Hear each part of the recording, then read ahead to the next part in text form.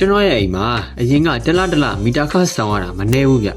နောက်ပိုင်းမီတာခတွေဈေးတက်လာတော့ဘလို့မှမတက်တာတော့တဲ့အဆုံးကျွန်တော်တို့တွေမီတာခချော့ချမဲ့နီလန်းတွေကိုစဉ်းစားခဲ့ကြပါတယ်အဲ့ဒီနောက်မှာတော့ကျွန်တော်တို့ဒီနီလန်း၅ခုကိုလိုက်နာခဲ့ကြပြီးမီတာခအများကြီးချော့ချနိုင်ခဲ့ကြပါတယ်မိတ်ဆွေကလည်းကျွန်တော်တို့လိုပဲမီတာခချော့ချဖို့စဉ်းစားနေတယ်ဆိုရင်တော့ဒီဗီဒီယိုထဲကအချက်၅ချက်ကိုစမ်းသပ်ကြည့်တင်ပါတယ်နံပါတ်1ရိုးရိုးမီတီတွေထက် LED မီတီတွေကိုအသုံးပြုပါဈေးနှုန်းအရရှင်လိုက်ရင် LED တွေကရိုးရိုးမီတီတွေထက်အနည်းငယ်ပိုများပေမဲ့ lifetime အရ LED တွေကအများကြီးပိုခံပါတယ်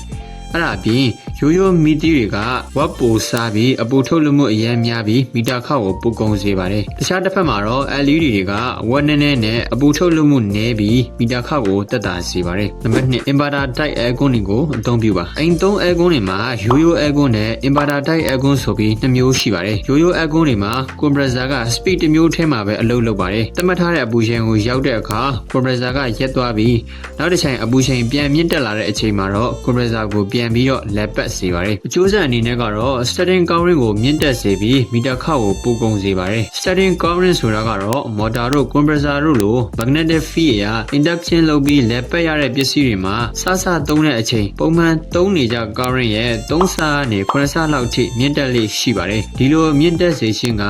အစပိုင်းမှာ power consumption ကိုပိုများစေပြီးမီတာခကိုပိုကုန်စေပါတယ် inverter type aircon တွေမှာတော့ compressor ရဲ့ speed ကိုလိုအပ်တယ်လို့ထိန်းချုပ်လို့ရပါတယ်သတ်မှတ်ထားတဲ့အပူချိန်ရောက်တဲ့အခါမှာ compressor ကိုလုံးဝရက်သွားတာမျိုးမလုပ်ပဲ speed ကိုအနှိမ့်ဆုံးနဲ့လက်ပတ်နေစေပါတယ်ဒါက starting current ကို short ချရရောက်ပြီးမီတာခကိုတက်တာစေပါတယ်ဒါကြောင့်ရိုးရိုး aircon တွေထက် inverter type aircon တွေကိုတက်ဆင်ကြဖို့အကြံပေးချင်ပါတယ်နံပါတ်3ယူနီအိုတွေမီးပူတွေတုံးတဲ့အရေးအတွက်ကိုရှော့ချပါယူနီအိုတွေနဲ့မီးပူတွေဟာလက်ဆက်ဆွင့်ရင်ကနေအပူဆွင့်ကိုပြောင်းလဲပေးတဲ့ပစ္စည်းတွေဖြစ်ပါတယ်အပူထုတ်လုပ်ဖို့အတွက်နီကယ်ခရိုမီယမ်လို့ခေါ်တဲ့ resistance များတဲ့ပစ္စည်းတွေကိုအသုံးပြုရပါတယ်အဲ့ဒီပစ္စည်းတွေပူလာဖို့အတွက်ဝက်အများကြီးဆွဲယူသုံးဆွဲရပါတယ်လက်ဆက်ယူနီအိုတွေမှာအချိန်တိုအတွင်းနဲ့ရေစူလာအောင်1500ဝက်လောက်အသုံးပြုရပါတယ်မီးပူတွေမှာလည်းလုံလောက်တဲ့အပူချိန်ကိုရောက်ရှိအောင်100ဝက်ကနေ2000ဝက်လောက်အထိအသုံးပြုရပါတယ်ဒါဆိုရင်ကျွန်တော်တို့တွေမီတာခဘယ်လိုရှော့ချကြမလဲယူနီအိုတွေကိုခဏတည်တာထက်တစ်ခါတည်းနဲ့များတည်ပြီးယူနီဘူးတွေထဲမှာ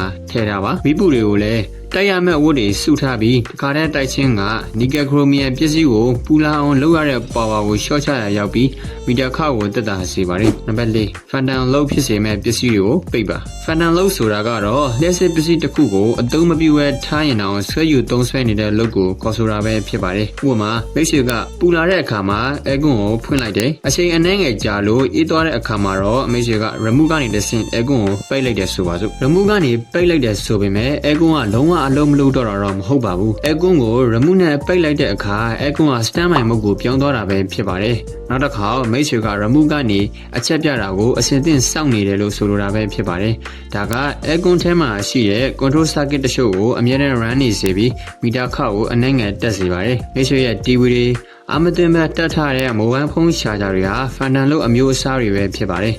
ဖန်တန်လုတ်တွေဟာတစ်ခုချင်းစီဆိုရင်အရင်မတိတာပေမဲ့မိတ်ဆွေရဲ့တအိမ်လုံးစာနဲ့တွက်လိုက်မယ်ဆိုရင်တော့မီတာခကိုအကျိုးသက်ရောက်မှုရှိစေပါတယ်။ဒါကြောင့်အဲကွန်းတွေ TV တွေနဲ့ mobile phone charger တွေကိုအသုံးမပြုချင်တော့တဲ့အခါခလုတ်ကနေတစ်ဆင့်တေချာပိတ်တင်ပါတယ်။နံပါတ်5အနေနဲ့ကတော့မိတ်ဆွေတို့အပြင်သွားတဲ့အခါမီခလုတ်တွေကိုတေချာပိတ်ခဲ့ဖို့ပါပဲ။ကျွန်တော်အားလုံးကအပြင်သွားတဲ့အခါအရေးတကြီးထွက်သွားကြပြီးမီခလုတ်တွေကိုပိတ်ဖို့မိနေတတ်ကြပါတယ်။ဒါကမလိုအပ်ပဲ power consumption ဖြစ်စေပြီးမီတာခကိုမြင့်တက်စေပါတယ်။ဒါကြောင့်အပြင်သွားတဲ့အခါမှာမီခလုတ်တွေကိုတေချာပိတ်ပြီးမှသွားတင်ပါတယ်။ကဲဒါဆိုရင်တော့မီတာခတွေဈေးကြီးနေတဲ့အချိန်မှာမီတာဘေးဆောင်ရတာအရင်များနေတဲ့ကျွန်တော်မိတ်ဆွေတွေအတွက်မီတာဘေးချော့ချတဲ့နည်းလမ်းတွေကိုတင်ဆက်ပေးတော့တာပဲဖြစ်ပါတယ်မိတ်ဆွေအတွက်အကျိုးတစုံတရာရှိခဲ့မယ်ဆိုရင်တော့ like and subscribe လေးနှိုက်ခဲ့ဖို့တောင်းဆိုချင်ပါတယ်အားလုံးပဲနောက်ဗီဒီယိုမှာပြန်တွေ့ကြရအောင်ပါ